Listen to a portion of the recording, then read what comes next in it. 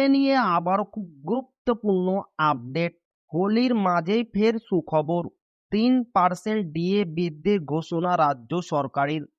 তো ভিডিওটি 1 সেকেন্ডের জন্য স্কিপ করবেন না, পুরোটা দেখবেন। চ্যানেলে নতুন হয়ে থাকলে অবশ্যই চ্যানেলটিকে সাবস্ক্রাইব করবেন এবং আমাদের পাশে থাকবেন। তো ভিডিওটি শুরু করা যাক।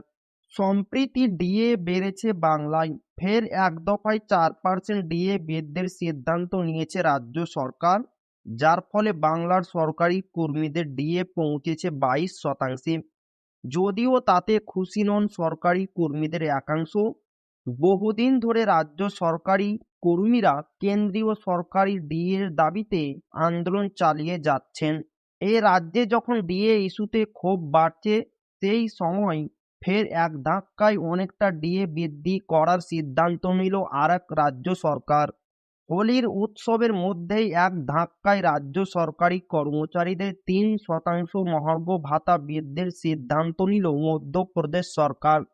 সে রাজ্যের সরকার রাজ্য সরকারি কর্মীদের ডিএ ও পেনশনভোগীদের ডিআর 3% বাড়িয়েছে। মুখ্যমন্ত্রী মোহন যাদব তার অফিসিয়াল এক্স হ্যান্ডেলে এই ঘোষণা করেছেন। সরকারি ঘোষণা অনুযায়ী রাজ্য সরকারি কর্মচারীরা 2026 সালের মে মাসের বেতনের সাথে 58% হারে ডিএ পাবেন।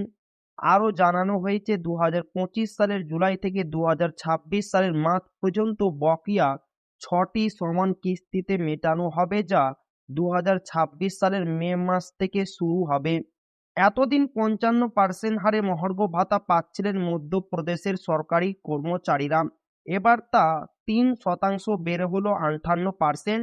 কর্মরত কর্মচারীদের পাশাপাশি পেনশনভোগীরাও জানুয়ারি থেকে ফেব্রুয়ারি 2026 সাল পর্যন্ত তাদের পেনশনের উপর 58% ডিআর পাবেন বলে জানানো হয়েছে, যার ফলে কেন্দ্রের সাথে আর রাজ্য সরকারি কর্মীদের ডিএ এর ফারাক থাকলো না।